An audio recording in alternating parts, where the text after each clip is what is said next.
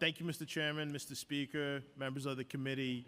My name is John Banks. I am the president of the Real Estate Board of New York.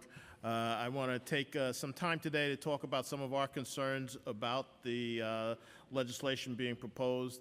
In the interest of time, I would request that my testimony be entered into the record in its entirety, and I will speak to bullet points in order to try to move things along.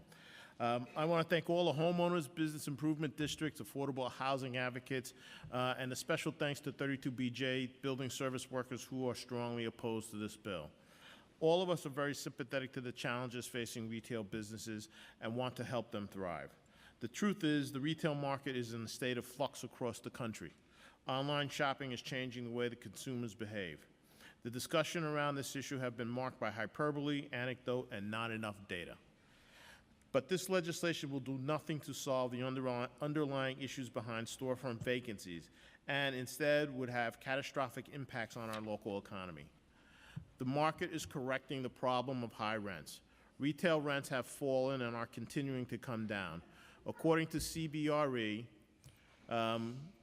asking rents is down 18% citywide and down 25% in the West Village. We know how easy it is to demonize landlords, but we know that flexibility and support are the greatest help we can give small businesses.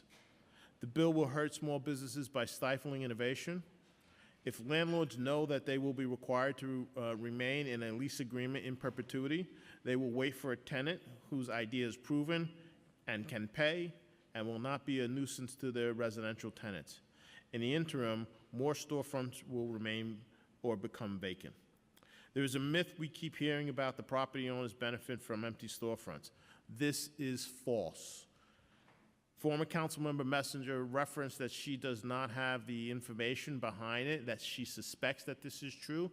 I only point to her colleague on the panel, Senator Hoylman, in his study, Bleaker on Bleaker, page 9. He says that this myth about the fact that landowners get a tax benefit from keeping their storefronts vacant is just that, misinformation and a myth. Even when storefronts are vacant, landlords have to pay property taxes.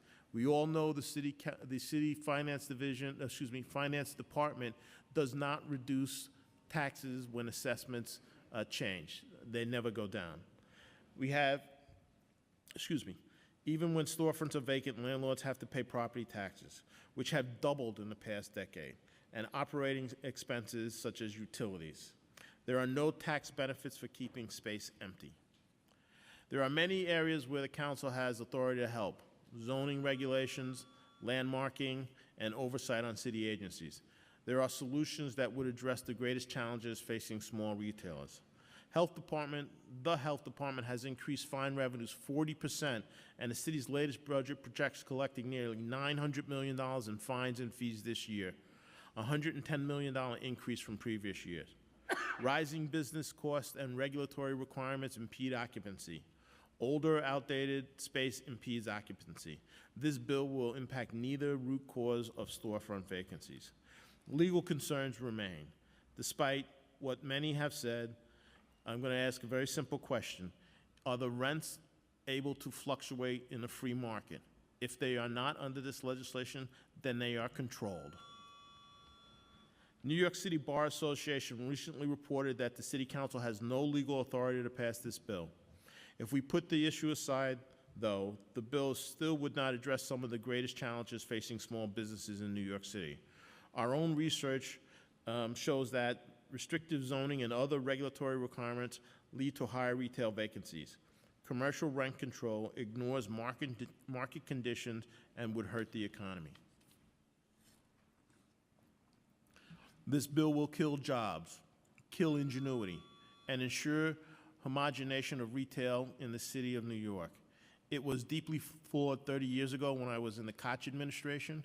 It was deeply flawed 28 years ago when I was in the City Council Finance Division. It was deeply flawed 16 years ago when I was Chief of Staff to the City Council, and it remains deeply flawed. The only survival the bill ensures is the continuation of vacancies. We hope any legislation put forward by the City Council will be legal, based upon data and not anecdotes. We hope the council will pass legislation that will create jobs for small businesses rather than perpetuate the endless government regulation and laws that are an ever-increasing burden on small businesses.